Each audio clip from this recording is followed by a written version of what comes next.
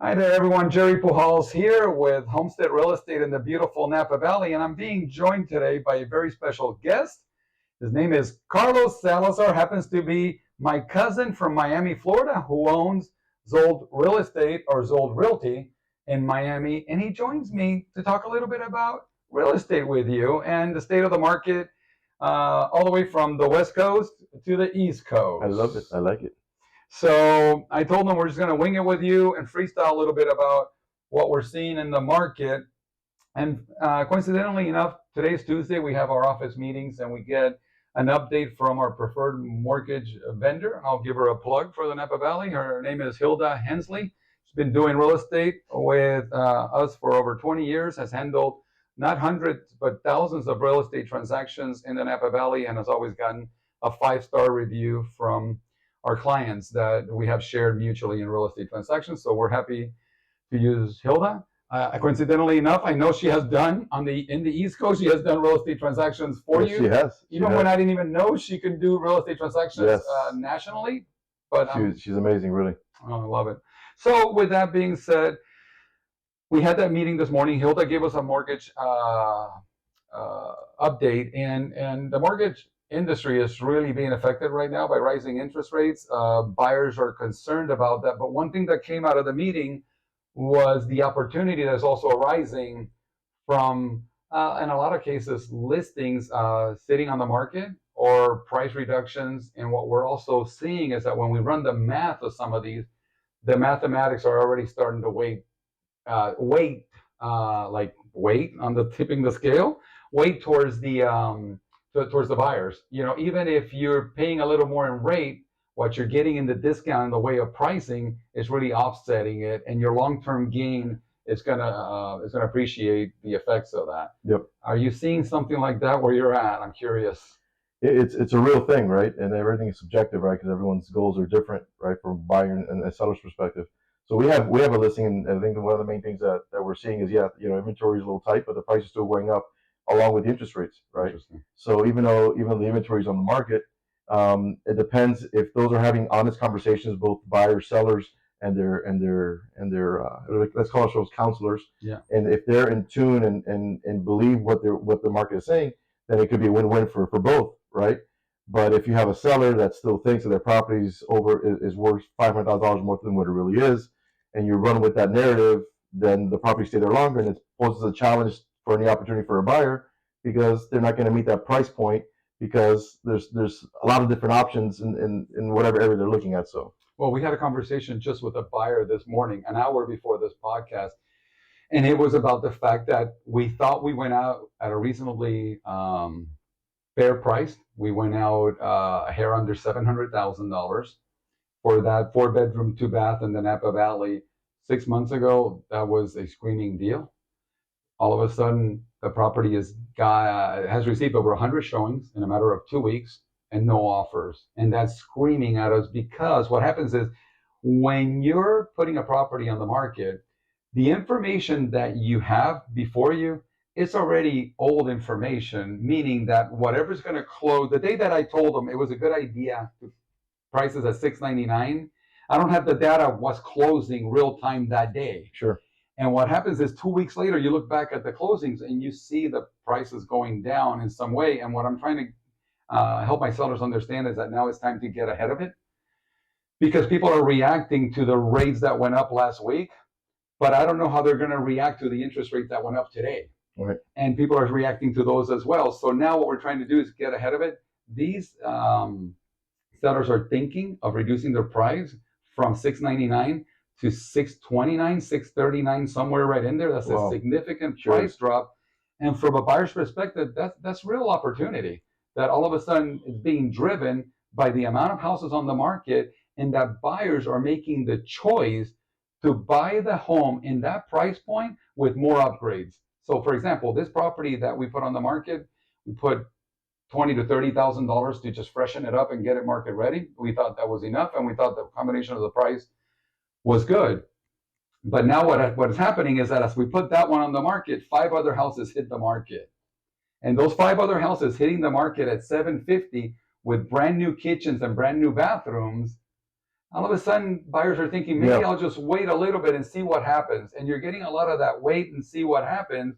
And that's where it starts to become a buyer's market. Buyers are getting to dictate. Yep. Another example is buyers are getting the opportunity to get some contingencies in with their offer. 6 months ago or a year ago, you couldn't even have an inspection contingency. Yep. You were lucky enough if the seller did the inspections, you were able to review those inspections and then go in with no contingencies. Now, it seems like sellers are not doing the inspections, which I always suggest that sellers do ahead of time. So that way, when you get an offer, it's a real offer. And 100%. right? And you can. And you don't get somebody to take another second bite out of the apple. Right. So sellers, a lot of times when the market starts going this way, they start to say, well, I don't want to spend any money. I really want to encourage sellers to get inspections done up front so that way you know what you're selling. And if you can mitigate those before you put on the market, even better, right? Right. So I'm just fascinated with what you said, which is it seems like you guys are still tight on inventory. Inventory is tight, right? Sure. But also you have those, I think you have those false expectations on both sides of the fence, right? Because there's a big misnomer, right, with interest rates. It doesn't happen overnight, number one. Number two, quantitative easing does not happen overnight. It's the reason the Fed exists is to prevent a boom bust economy, period. Inflation, deflation, it's to prevent that from happening, to make sure we have a stable economy. So if you're in the market now and find an undervalued property with over improvements it's a real good deal as a buyer, and we're seeing a lot of buyers are in fear of that narrative, right? Because even though they entrust our guidance as professionals, right? They still listen to their friend at the coffee shop. They still listen to the relative that bought a home last week or last month and they got some crazy, so that's what you're battling constantly, right? And we're constantly battling Zillow and the other online source of real estate information, which we always explain, it populates from the MLS, from the real estate professional. That's where they get their information from. So you're fighting a lot of things on different fronts. But if you can get into the market now, if you pay a little higher interest rate, if the interest rates go down, you can refinance in the future. And the difference in your monthly payment, if you're financing, is not significant.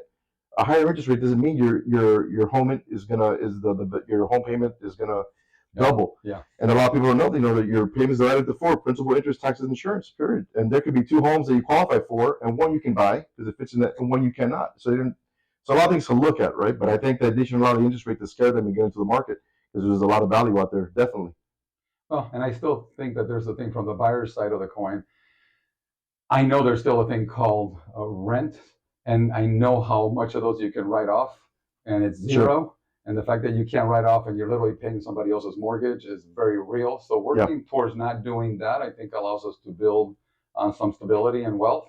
And there's only one way to do it that I know of, is to actually buy something and sit on it for a while. Real estate is not a short-term investment. This is what we try to tell our clients, that don't think that you're buying a house to flip in a year to 2 years. Mm-hmm. I like to tell my clients conservatively, you're buying a house for 5 to 10 years. And hopefully you're buying a house for a lifetime, and you end up paying it off, and it ends up paying you 100% of the rents that you get every day, because you're going to continue to buy additional property or additional doors. And so it's okay, and we tell our clients all the time, everyone wants that deal, right? Everyone wants hey, put a little bit of lipstick on this pig and I can raise the rents. My NOI is going to go up. It's going to be a home run. It's not always like that. So it's, in my opinion, oftentimes you're buying an investment property, it's okay to overpay a little bit. It's okay if it's a competitive market, it's 100% to overpay the market value if you can improve those rents, and that's where it's going to exponentially increase the value of that property. And look at your cash on cash returns. What I tell clients, just look at that's where you're making money. Doesn't matter where you're paying, how much money you're leveraging to get that property. If out of pocket you're $200,000, and the revenues you're receiving are you're 10-12% on you're making money. You're parking that money there, and it's generating. So if you overpaid and you're making your money, you're making money. Well, I wanted to almost say, hey, Carlos. I was going to say, hey, Carlos. So I'm going to say, hey, Carlos. One of the best things that I heard many years ago, and I've been in real estate for over 25 years now. One of my mentors said at one of my office meetings when I didn't own a real estate company, the company that I was working for, she said, if I would have only bought the overpriced listings 15 years ago, I'd be okay. If I would only bought the overpriced ones. So you're so spot on when you say everybody wants to get this screaming deal, as if this screaming deal is the only thing that's going to get you out of bed to take action to purchasing an asset that is actually going to set you free. But people don't see that long-term vision. They want something that's going to just double in value in 2 to 3 months. That's not reality. Reality is long-term, steady Eddie wins the race. If you were to buy a piece of real estate right now, even like you said, if it was marked up by a little bit, but it was in the right location and it had the right upgrades, in 10 to 15 years, that property is going to set you free. Yeah.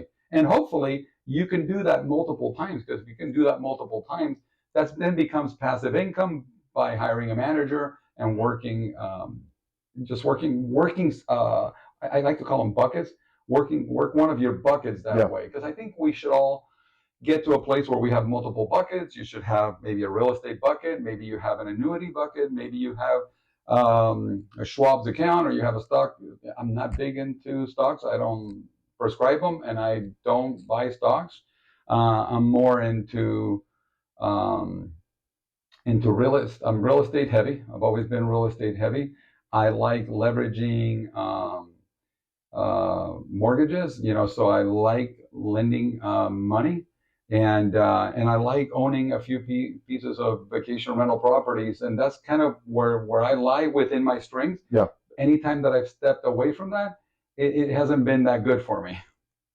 So with all that being said, I think there's still a ton of opportunity. And the other thing, from the seller side of the coin, I also think that if you're thinking that you've been waiting for the market to correct, I think it's time for you to make a decision.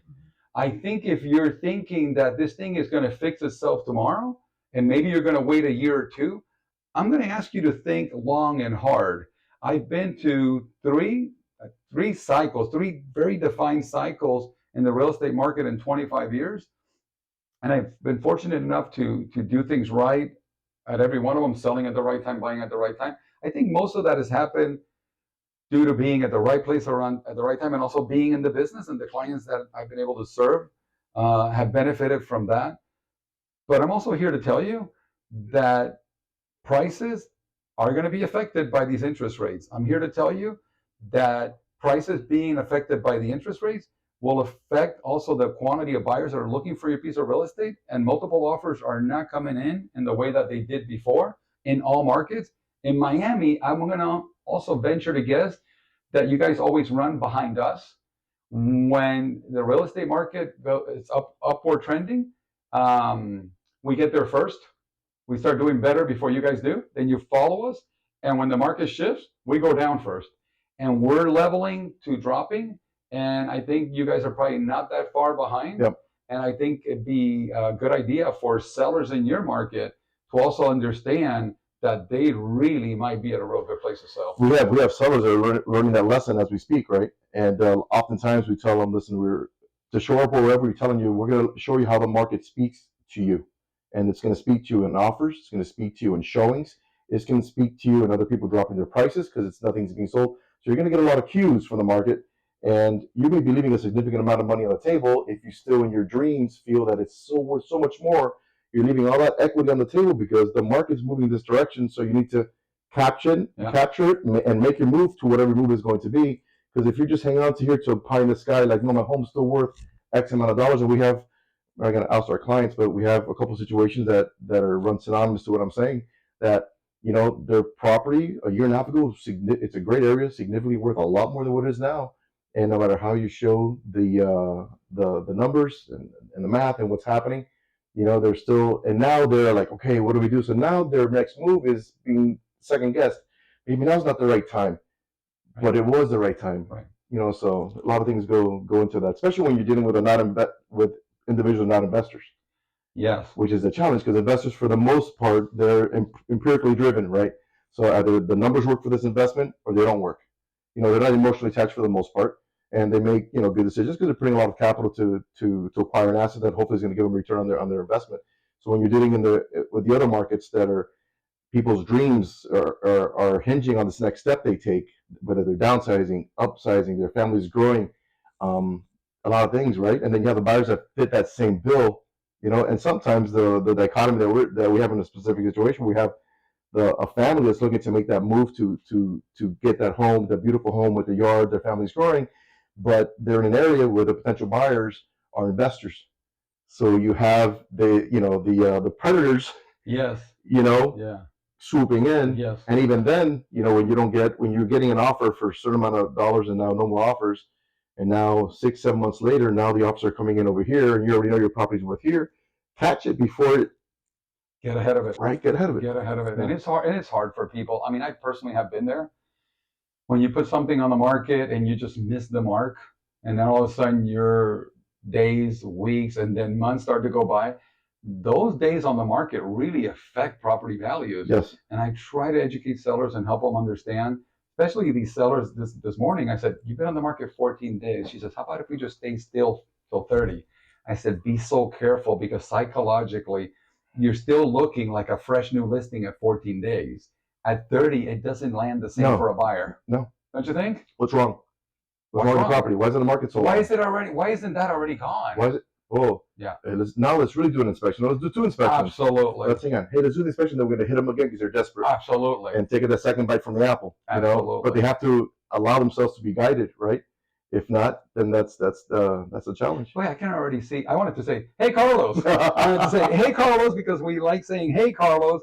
And I wanted to say something about investment property. So we still see some opportunity here with multi-units in the realm of buying something where the rents are low, and then you can fix them, and then with new tenants raise the rents, and that's worked out well for us in multiple situations. It's hard. Sure. It's a lot of work. Displacing people is a challenging and emotional thing. Yep. So you have to be prepared to understand how to do that and how to help people, and not come from, you talk about predatory, not come from a predatory place of just displacing, giving eviction notice, and you don't care about what happens to people. I believe that there's a way to do that right. So I'm curious as to, in Florida, is there still opportunities like that with a reasonable cap rate? I know that it gets probably a little better the further north you go, maybe from where you are, because Miami is such a hot spot. But just curious about that. Yeah, whatever you expand outward from any major city or metropolis, the price is going to go down, the value is going to go up. Yeah, that's just the relationship that it has, right? Yeah. But yeah, the thing is that back in the day, I mean, you can attest to this. Back in the beginning of real estate days, with someone, when you get a cash buyer, you're like, oh my God, hey, listen, you don't have a cash buyer? This is great. What a unicorn. Now everyone has cash. And why? Not everyone is millionaires, but we're seeing it. This is documented. I'm not the source of this information, but it's factual. A lot of individuals and investors are leaving the stock market. A lot of people are taking their 401k money and coming to the real estate market and getting their returns there. So they're taking the money out of their annuities. They're taking money out of their stocks, all those investments that they really don't see them moving, right? And they're putting them here because they have more control over the asset. And it's really not that difficult. If you just follow a few steps, you can buy an investment property, right? I mean, and you stick to a certain set of rules. And you know what it has to be. It's kind of easier to dictate versus giving the money to Wall Street. So we're seeing a lot. So everyone is a cash buyer. It's crazy. So that's the challenge, right? So everyone has that ability, and I say everyone loosely. I'm not saying everyone. Your common investor usually is cash. Yeah. And sometimes they may look to do a 1031 exchange to defer the capital gains. I mean, there's a lot of motivators there, and so it all really depends. It all really depends. So part of the reason I was smiling so big when you were talking, I'm already fantasizing, Marta, about the idea of doing something like this together over Zoom with Carlos, doing an East Coast, West Coast thing. It'd be a lot of fun. Yeah. And since we have a ninja like our productions manager, productions manager, he just got a new title, productions manager over there on the third row. Oh, is that what you said about way back there? Way back there. He should be in the VIP section right here. I love to do shorts, and because he can do this so seamlessly. Sure. So it'd be a lot of fun to do something like this with you. It'd be another excuse to spend time with you. And if you can put something on the chat and let us know if you'd like more of these with Carlos and I bantering about real estate. His lens is quite broad, and I've been doing this for a minute too, so it'd be a lot of fun to do something like this with my. And I love. We've talked about also something I love to talk about it in the future is the marketplace, right? But both sides of that market. So the quality of realtors, the quality of professionals you have in your area, and what we have in our area. right? And how you care for the consumer and how Yes. you sort of live and die for that 5-star service all the way from the beginning to the end. What is included in a full service company opposed to any company? Why a boutique company opposed to a large brand, and why there's that 5-star, white glove experience that And a lot of the overpricing that we broached on a little bit, or not overpricing, but the high price that we're seeing in our marketplace is unfortunately the old age old tactic. Listen, yes, how much do you think your home is worth? $1 million. Oh, I think it's worth $1.5 million. Yeah. Let's get it on the market. Yeah. And then the old tactic, you get that listing, they get that listing. The realtor knows not everyone is like this, but it's a common practice down there. And they get the listing. And then listen, we have to drop it $50,000 because the market's just shifted. Yeah. And that kind of thing. So we had a bunch of agents a while back. We had a whole team concept, and now we're boutique family only.